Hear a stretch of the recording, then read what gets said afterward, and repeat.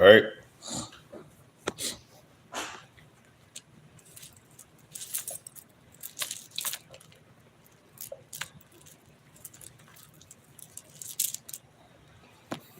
All right.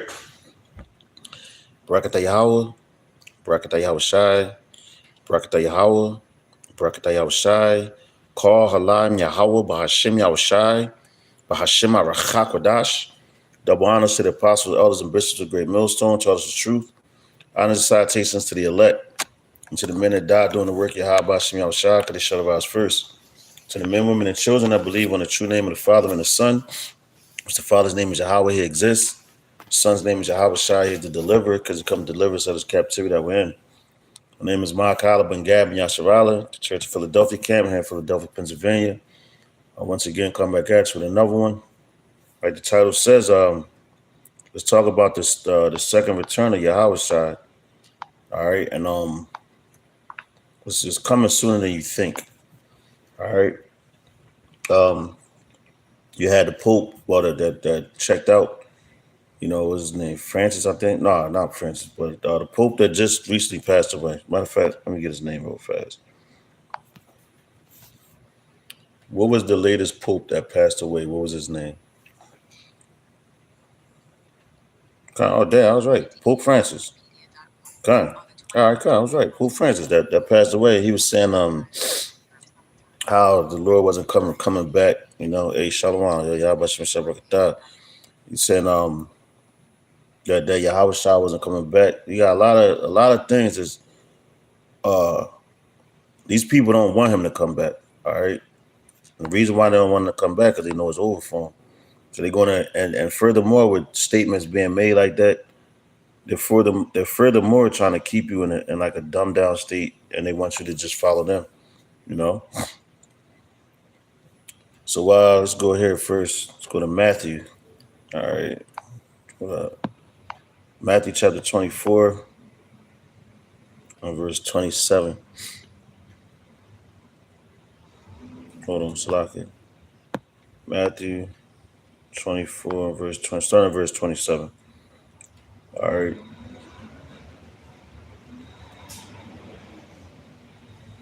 Now check this out. Now this is Matthew chapter 24 and verse.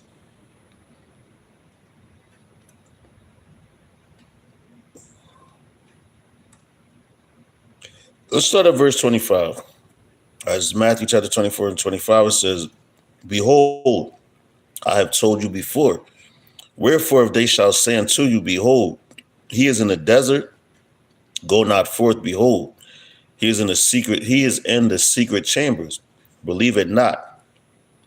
For as the lightning cometh out of the east, and shining even unto the west, so shall the coming of the Son of Man be." All right. Hey, Shalom, bro. Yahawashim Shabbat. So it says, so shall the Son of Man be. So everybody's going to see it. You know? It tells you in I believe it's Revelations, and tells you every knee, well, matter of fact, Thessalonians, it says every knee shall bow and every tongue shall confess. All right. And it tells you also that even the ones that pierced him shall see him. All right. And y'all, all the events that we're witnessing right now is leading up to his return, man. All right. He told us, he warned us. All right. Now you have to take heed. Okay. And keep going. So, cause and that's funny because tonight on my way into the plant, you know, we began lifts and Ubers or whatever. But it was lightning out here. That's what kind of made me think about doing this lesson. I'm like, damn, the whole sky. And my Uber driver was telling me that before I got into the Uber. Well, when I got into it, he was like, man, because of lightning when we was driving, he was like, man, I saw that too. So I lit up the whole sky. So, hey, man, when the Lord comes back, everybody's going to see him. So all this and whatever these people saying and try to do that blue beam project, and you believe in that, you get caught up in that, you're not a man of the Lord, man. You're not going to make it. All right, because it's going to be a lot of stuff where they're going to they said they want to be like the Most High. We know that. They've been said. So how much more in this time that they're going to try to emulate his return? Like I was watching a movie earlier, and they had the ship come And it was over. And guess what? It was over the whole, every part of the earth saw it. But they had the scenario where, and that's how you know Esau full of shit. They had the scenario where it was a woman that came on the screen and told, "Oh, we're at peace, peace, peace." The Lord ain't coming back for peace, man. He's coming back to destroy shit. All right, it says, "For whatsoever," so like it says back in Matthew 24 and 28, it says, "For wherever so the carcass is, there will the eagles gather together." All right. It says, "Immediately after the tribulation of those days, shall the sun be darkened, and the moon shall not give her light, and the stars fall, and the stars shall fall from heaven, and the powers of heaven shall be shaken." And look, you see in all those actors, rappers, athletes, like you just had the guy from the Dallas Cowboys recently just passed away. He was 24 years old, so he will be a star in the heavens here, you know, because he's partaking of Esau's heaven. All right, he's not choosing to be like Moses did. All right, what Moses do? He suffered with his people, and any prophet is going to suffer with their people because they understand the prophecies. All right, Yahawashis, what did he do? He suffered with his people. All right, and taught them. He taught us. You know, it says verse 30. It says, "And there shall appear the sign of the Son of Man in heaven." See that? You're starting to see a whole bunch of different images and stuff up there. All right, which, hey man, the Lord is coming back. Yahawashai Hamashiach is coming back, man, to deliver his men. And those powers are coming to the elect that was promised. All right. It says, I'm gonna read this again, verse 30. Matthew 24 and 30, it says, "And then shall appear the sign of the Son of Man in heaven, and then shall all the tribes of the earth mourn." All right, it's not going to be a good day for these people. It says, "Then shall the tribes of the earth mourn, and they shall see the Son of Man coming in the clouds of heaven with the power, with power and great glory." All right, because like I say, he suffered with his people, and they try to put him down. And matter of fact, they put him to death, man. But Yahweh Shah says it best. He said, "No man takes my life, I lay it down." All right, he laid it down for what? His men. All right, starting his elect. All right. It says, said he's going to come back in great glory. And matter of fact, you can read, I believe it's Isaiah 47 chapter, starting, I believe, verse 3, when it says, he's not going to meet you as a man. He's going to come in all his glory, you know. Verse 31, it says, "And he shall send his angels with a great sound of a trumpet, and they shall gather together his elect." You see that? "And they shall gather together his elect from the four winds." So like from the four winds, from one end of heaven to the other. All right. So that's a worldwide thing. Let's say a global wide thing. All right. A global wide, a earth wide thing. All right. Wherever we scattered. Cause yo, man, I've been watching like a lot of different basically like videos and stuff like that. And it's basically like on like just right here, man. You know, the Lord is everything is going to be seen. It's what they say the revolution shall be televised. Yeah, everybody gonna see this, man. All right. So the people that's trying to deny it and act like this is not going to happen, they're out their mind. And check this out. Let's go to verse 32. Still in Matthew the 24th chapter, because it talks about the parable of the fig tree. And this is Yahweh Shai explaining how, the destruction is going to come. It says, "Now learn a parable of the fig tree. When his branch is yet tender and putteth forth leaves, ye know that the summer is nigh." All right. "So likewise, ye, when ye shall see all these things, know that it is near, even at the doors." So, oh man, you can see a fig tree growing in a time where the leaves are coming back and the fruit is coming back on there. You know that the summertime is coming. All right, just like right now, you're seeing all the prophecies and everything that Yahweh Shah warned us about. We know that his coming back is near. All right, and the Lord has to be dealing with you, because these Christians, they don't believe in that. Like I said, a lot of people are going to lose their faith, man. A lot of people. You know, it's mainly them damn Christians because they ain't never had no faith to begin with. And faith is a gift given to you from Yahawashis Bashem Harachaha Kodash. All right. It says, going back in Matthew, the 24th chapter, it says, so like, verse 33, it says, so likewise, when ye shall see all these things, know that it is near, even at the doors. That's where we at. That's how close we are, man. Just gotta keep the faith, and it's about to get real rugged out here, man. Rough. All right. You think you're seeing something now, like brothers talking about 2026, would that be the end? You know, where all hell break loose then? Because you got a pretty good chance of that, man. Judging by everything that's going on. So verse 34, it says, verily I say unto you, this generation shall not pass till all these things be fulfilled. You see that? So this generation that we're in, this kingdom that we're in, it's not going to pass until all these things be fulfilled that Yahushua spoke about and that he told us of. All right? No matter what people think or however they feel about it, there's no stopping the prophecies. All right? Verse 35, it says, heaven and earth shall pass away. See that? Heaven and earth shall pass away, but my words shall not pass away. When he's talking about heaven and earth, he's talking about this heaven that these devils is in, the earth that they got. So the Lord's going to destroy it, not completely, but it has to be what's the word? Replenished. All right, refined, so to speak. You know, it has to be refreshed, for lack of a better, refreshed, man. Because the Lord has to cleanse it, man. And that's what that fire does. Fire is it's the ultimate purger, a cleanser. All right. And that's what the Lord's about to do, because this place is full of filth, you know, with everything that they done to the children of Israel, all the witchcraft that they brought to this place and all the lands, everything that they defiled. All right. So the Lord is coming back to set the record straight. All right. So if you don't believe that he's coming back, that's on you. And he's not dealing with you. All right. But the men of the Lord is definitely waiting for him.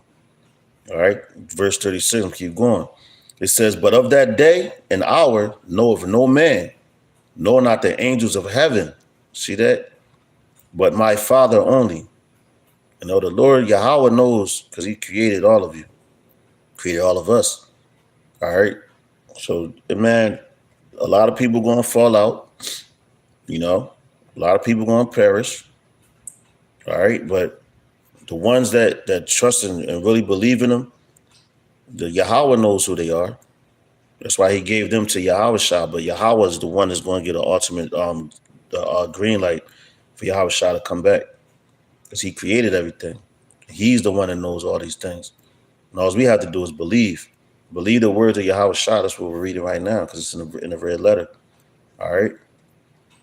It said, I'm going to read this again. Verse 36, back in Matthew 24:36, it says, but of that day and hour know of no man, the angels of heaven, but my Father, no, not the angels of heaven, but my Father and the angels of heaven is coming with Yahawashah. But as the days of Noah were, so shall also the coming of the Son of Man be. For as in the days that were before the flood, they were eating and drinking, marrying and giving in marriage, until the day that Noah entered into the ark. All right. And people doing the same thing right now. All right. I could vouch for that, because my sister, all right, she's matter of fact, this month she's supposed to be going somewhere to get married. I ain't gonna say where she's going. It's nobody's business, but they're going to get married. All right. And that's the same thing. Same thing back in there before the flood. So they're going to do the same thing before those nukes, the flood of fire, for that lake of fire hits. But we're standing in the lake of fire. It just has to be ignited, like I always say, and that's going to be ignited via those thermonuclear missiles. And what else? Yahawashah and the heavenly angels shooting that concentrated heat. And you're going to Second Ezra, the 13th chapter. We just bring that out at camp this week. All right. It says, verse 39, it says, and knew not until the flood came and took them all away. So shall the coming of the Son of Man be. Then shall two be in the field. The one shall be taken and the other left. Two women shall be grinding at the mill. The one shall be taken and the other left. All right. It says, watch therefore, for ye know not what hour your Lord doth come. But know this, that if the good man of the house had known and what watch the thief would come, he would have watched and would not have suffered his house to be broken up. Therefore be ye also ready, for in such an hour as ye think the Son of Man cometh. All right, so you got right now, everybody was hyped on the government shutdown. I just read an article a little earlier tonight, and it was talking about they came up with a deal to bring back the end the shutdown, so to speak, right? So with that being said, a lot of people and then like here in Pennsylvania, Philadelphia, well, Pennsylvania, the governor, the I guess the snap supposed to come back up tomorrow, which was tonight. Well, it's 12:03 tonight, so yeah, today sometime people supposed to start getting their benefits again. I know certain people they back at it. I'm selling mine. So hey man, what Nero did with taking those things away from you, that wasn't a bad thing for a lot of you niggas, man. Especially I'm talking about you women, man. It's at ease. Y'all make a career out of that stuff. All right. But now it's supposed to come back up. So now people are like, oh, it's back up. Yo, we're cool again. You know? Second Ezra's the 16th chapter tells about that. Talks about the victuals shall be so good cheap, man, and the people in that one, as long as they got their benefits, right, they're not worried about the coming of the Son of Man. That's the furthest thing from their mind. All they worried about is how can they maintain and keep up in Babylon. All right. This is Matthew chapter 25. And matter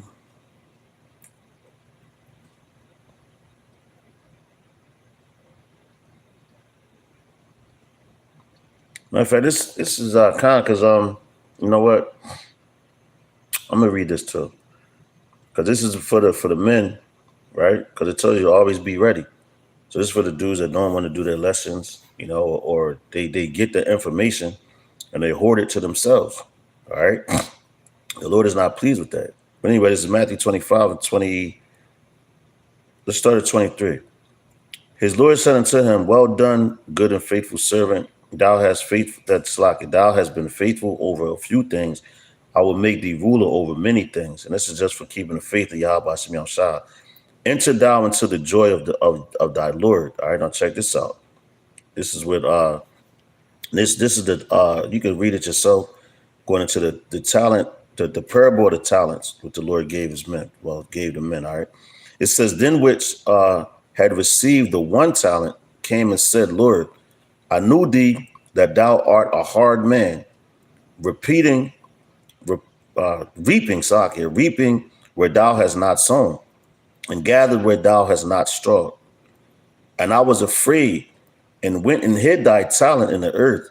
Lo, there thou hast slacked. Lo, there thou hast that is not as thine. And when you do stuff like that, right? He said he went to go hide the talent in the earth. All right. Shalakia, man. But anyway, just still a good joint. But I gotta go up to 13. All right, but he said he went to go hide the talent in the earth. Why? He did it because he said he was scared. And on top of that, right? When you do stuff like that, you're basically you're taken away from the scriptures. All right. Because you don't know who the Lord has ordained for you to speak to. That's why when you get this knowledge and this wisdom and understanding, you're supposed to go out there and teach it. All right. You're supposed to go out there and spread it so the elect can be sealed. So the ones that get the information, the ones that sell out and all that, man, the Lord, he's wroth with them, man. All right. He's very wroth with them. But let's hop up to Matthew chapter 25 and 13. It says, watch therefore, for ye know neither the day nor the hour wherein the Son of Man cometh. And that's the importance of praying every day. No matter what, you're supposed to pray every single day. Pray for the elect. All right? Pray for the elect, man. This is John chapter 6 and verse 50. Let's start at verse 50.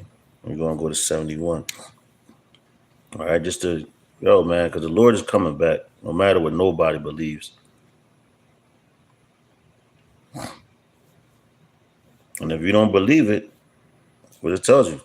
What if some did not believe? Shall their faith be without effect? Said Most High's forbid. Let the words of the Lord be true, and every man found a liar. Roughly paraphrasing. And also, this is John chapter 6 and verse 50. It says, "This is the bread which cometh down from heaven." And it's talking about Yahawashis. "This is the bread which cometh down from heaven, that a man may eat thereof and not die." All right. So a man may eat thereof and not die. Because, just imagine the Passover when Yahawashis said, "Take, eat. This is my body." So he broke the bread, all right, which was the unleavened bread. He said, "Take, eat." So that was a symbolicism of you taking part of the body being coming into the knowledge, the truth, all right, which he was teaching. All right. So you eat it, and you're never going to go hungry again. It says you're not going to die. Well, some men is not going to die, but some men is going to perish. That's why John said, John the Revelator talked about the men that was beheaded. All right, it says, verse 50 again, John 6 and 50. It says, "This is the bread which cometh down from heaven, that a man may eat thereof and not die. I am the living bread." See that? And that's what he said in the Passover as well, man. He said, "Take, eat." All right, that's where you got to Christian churches, and they don't know what the hell they're doing. That's where they get that whole communion from. All right. But it says, verse 50, St. John 6 and 51. It says, "I am the living bread which came down from heaven. If any man eat of this bread, he shall live forever. And the bread that I will, Salakit, and the bread that I will give is my flesh, which I will give for the life of this world." And when he's talking about the bread, he's going to give of his flesh. Talking about he was going to he was going to lay his life down for his men, man. That's a true friend. Person that lays their life down for you is a true friend, man. All right, you got a lot of people saying, "I'll do this, I would have did, I would have, whatever, man." Yahawashis is a man of action. All right, he's a man of prophecy. He made his body a living sacrifice, literally, by being put on that cross. All right, on that tree. And when he comes back, everything that Yahweh has for him to do is going to be done and accomplished. The destruction of Babylon. All right. And the ones that's preordained for salvation, that's what they're going to get. All right. First fruits. Okay. So it says, verse 53, matter of fact, verse 52, it says, "The Jews therefore strove among themselves, saying, How can this man give us his flesh to eat?" And they ain't understand it. All right. Because this, like I said, man, this thing is metaphors, dark sayings. All right. Parables. The Lord was telling you, basically, I'm going to sacrifice myself. How do you eat? How do you eat of his flesh? By listening to his words and partaking of them. All right. It says, "Then Yahawashis," verse 53, back in John 6 and 53, it says, "Then Yahawashis said unto them, Verily, verily, I say unto you, except ye eat the flesh of the Son of Man and drink his blood, ye have no life in you." That's going into that Passover when they ate the unleavened bread and drank the wine. That's the symbolicism. All right. Because what wine is what? The blood of the grape. So Yahawashis was comparing himself to that. Well, the blood, man. All right, it says, verse 54, "Whosoever eat of my flesh and drink of my blood hath eternal life, and I will raise him up at the last day." And that's coming. "For my flesh is meat indeed, and my blood is drink indeed. He that eateth my flesh and drink of my blood dwelleth in me, and I in him." But you got these people that they take this stuff literally. The Lord is giving you symbolicisms to weed out the ones without understanding. He always broke down what he said in public to his men, so they understood it. Because back then these people, they looking at it as a hard saying, like, "Oh, what does he mean?" But he's telling you. All right. It says, this is that bread which came down from heaven, which he did. And go into the Wisdom of Solomon speaks about that he was the word. Matter of fact, what's that? 1 John 2 and 15, if I'm not mistaken, when he says, "In the beginning was the word, and the word came flesh." Well, and it came down from heaven as well. Then that's Yahawashis coming to teach us. All right, 57. Back in John 6 and 57, it says, "As the living Father had sent me, and I live by the Father, so he that eateth me, even he shall live by me. This is that bread which came down from heaven, not as your fathers did, Slack, it said, not as your fathers did eat manna and are dead. He that eateth of this bread shall live forever. You know, you're going to eat of this bread and live forever. You're never going to die. Yahawashis always said that, man. He said, there's some men that stand here that's not going to taste of death. All right. And that's what he's coming back to bring. He's coming back to bring what? That eternal life, man. All right. When it says you're going to be taken in the twinkle of an eye, his men, your body's going to be changed. You're going to get the same bodies like the angels, but your body's going to be, what you got? You got celestial and extraterrestrial. You got extraterrestrial and celestial. So you got bodies. Well, bodies are supposed to be here. Matter of fact, let me get it real fast to break it down. So I don't want to say nothing wrong. What's the extra celestial body? Because you got celestial and terrestrial. So forgot me, I kind of. All right, so here we go. All right. The celestial body is an astronomical object that exists outside of our solar system, most commonly referring to exoplanets that orbit other stars. And the Lord is going to give us a body. You're going to have a terrestrial body which stays here on the planet. That's what the bodies that we're in now is, terrestrial. You get the extracelestial bodies. You could go into the heavens, out past where Esau is trying to go. His bound is set right here. He can't go out there. All right. So the Lord is coming back to give you that extra celestial body. Well, the extra celestial body. You're gonna have, I say, the best of both worlds, right? You want to be able to be here and then go up there. All right. That's a gift from Yahawashis to what? His elect, starting with his elect. And they're going to be the ones that once they repopulate, you're going to get those same genes. All right. The ones that wasn't of that number to be the first ones, the first fruits of the kingdom. So let's go ahead to John chapter 10, and we're going to start at verse 28. All right. Book of John, St. John chapter 10 and verse 28. Which says, matter of fact, let's start at verse 25. It says, Yahawashis answered them, I told you, and ye believe not. The works that I do in my Father's name, they bear witness of me. But ye believe not, because ye are not of my sheep, as I said unto you. So that's why the people that didn't believe then, they ain't going to believe now. They ain't going to believe that he's coming back. They didn't believe that was him in the flesh when he was here. So now when he comes, like, hey, man, I said, we talk about his return. So when he comes back, he's coming to gather his elect and reap destruction to all the nations. All right. Under the heavens, because the earth was made for him. You know, in the second Ezra, I believe it's the sixth chapter, tell you the earth was made for our sakes, man. All right. It says, my sheep, back in John chapter 10, verse 27, it says, my sheep, in verse 27, it says, my sheep hear my voice, and I know them, and they follow me, and I give unto them eternal life, and they shall never perish, neither shall any man pluck them out of my hand. Matter of fact, we bought this out of camp. The brother Raza bought this out of camp, right? Because you're never going to be able to pluck the men of the Lord out of Yahawashis' hand, nor out of Yahweh's hand, because he made them, he designed them like that. You know, it says, verse 29, it says, my Father which gave them me is greater than all, and no man is able to pluck them out of my Father's hand. I am my Father in one. All right.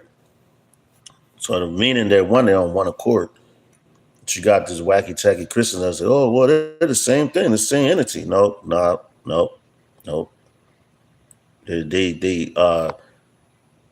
Yahawashis is in complete agreement. With Yahweh. There ain't no wavering. There ain't no left to right. No, it's complete agreement, man. And he proved that.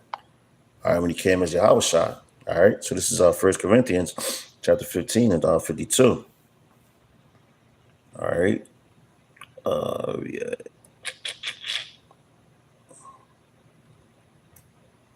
Matter of fact, let's go here. This is 1 Corinthians chapter 15 and start at verse 50. It says, now this I say, brethren, that flesh and blood cannot inherit the kingdom of the Most High, Neither doeth corruption inherit incorruption, and corruption is this flesh that we're in right now.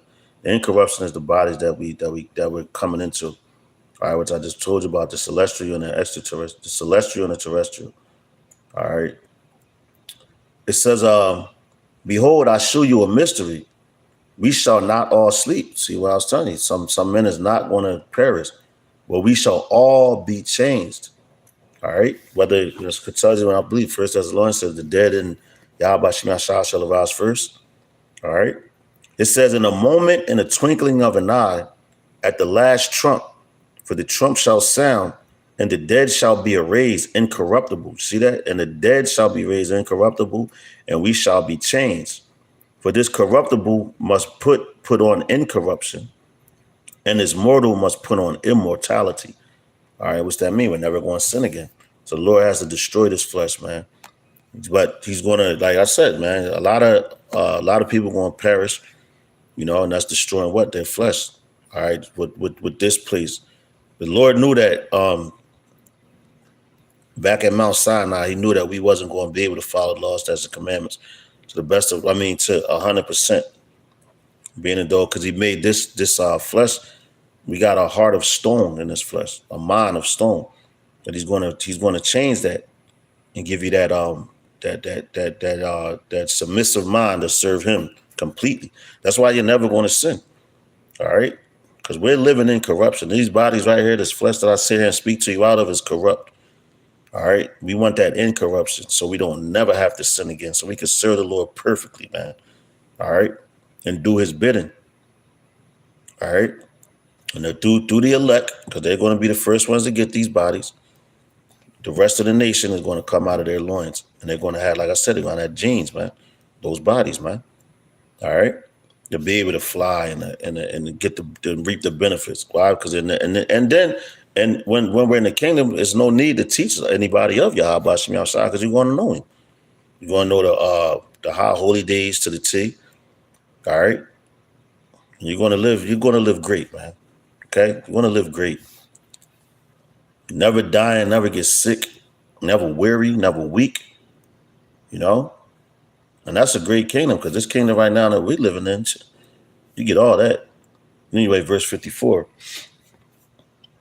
It says, so when this corruptible shall have put on incorruption, and this mortal shall have put on immortality, then shall be brought to pass the saying that is written, death is swallowed up in victory. All right. And what's the wages of sin, man? The wages of sin of what? Death.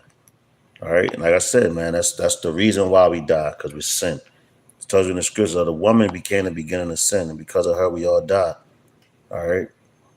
Let's go ahead to Hebrews chapter 9 and 28 real fast. All right.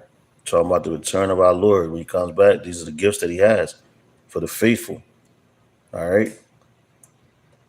Matter of fact, Hebrews chapter 9, 27, it says, and as it is appointed unto men once to die, but after this the judgment. So Hamashiach was once offered to bear the sins of many. See that? He was offered to bear the sins of many, being he was put on that tree. It says, and unto them that look for him shall he appear the second time without sin unto salvation. Read that again. So Hamashiach was once offered to bear the sins of many, and unto them that look for him shall he appear the second time without sin unto salvation. So when he comes back, he's going to have that beautiful body, in all his glorious power. He's not going to have this corruptible flesh, because even he was put in the body like ours. He was put in sin. All right. What did he do? He overcame it. He conquered it. This is the last scripture I'm going to bring out. This is Revelation chapter 19, verse 12.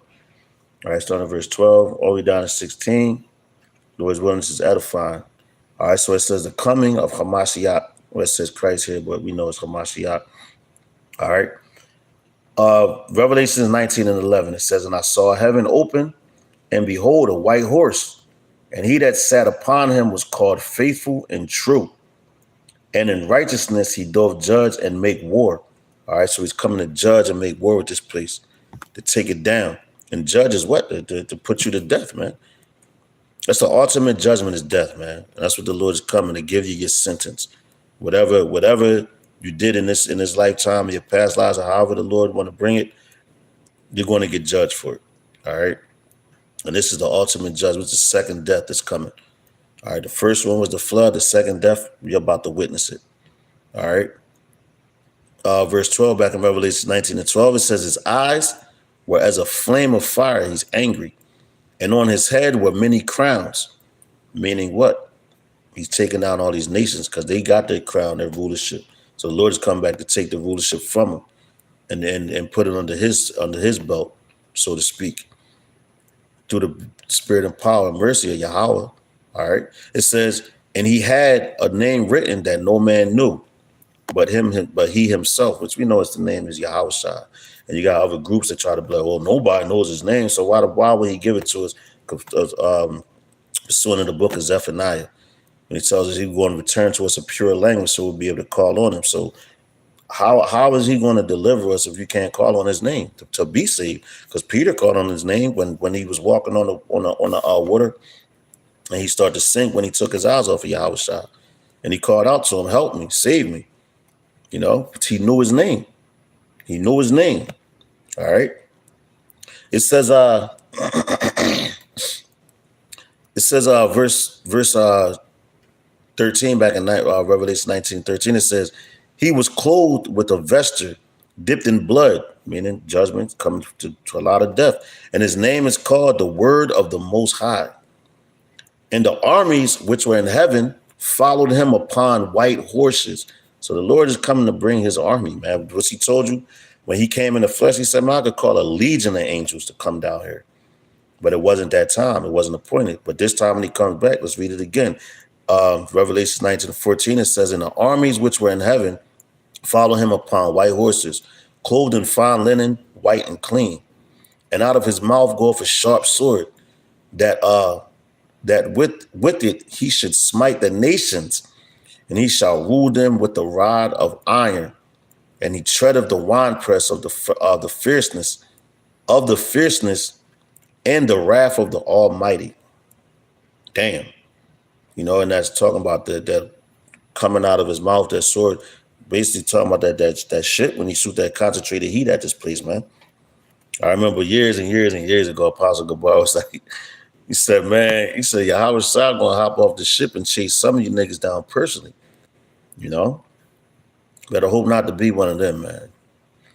All right, so this is Revelation chapter 19, verse 16. It says, and he hath on his vesture and on his thigh a name written, King of Kings and Lord of Lords. And that's what the Lord's coming to do. Take these other nations and these rulers and these kings and these lords, like Lord Rothschild. All right, he's coming to take them out of rulership. So Lord's willing, this was edifying. You got something out of it. To the next lesson, I'm going to give all praise, honor, and glory to Yahweh, Bahashem, Yahawashai, Bahashem, Arachakwadash, the oneness to the apostles, elders, and bishops, a great millstone. Shalom to the elect. To the next lesson, I'm going to say Mawafa Baba Ball, Kwame Asherala. Shalom.